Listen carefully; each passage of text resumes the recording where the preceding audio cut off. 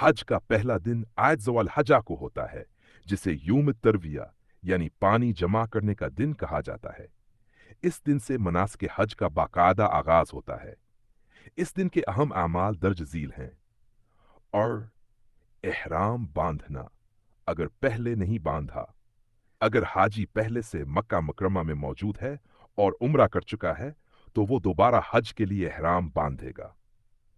एहराम बांधते वक्त नीयत करेगा, लबीक अल्लाहुम हजन, फिर हज की तलबिया पढ़ेगा, लबीक अल्लाहुम लबीक, लबीक ला शरीक लक लबीक, इन अलहम्द व निअम लक वल मल्क ला शरीक लक। डू मन्या की रवानगी, हाजी ज़ोल हजा की सुबह या दोपहर को मक्का से मिना रवाना होता है।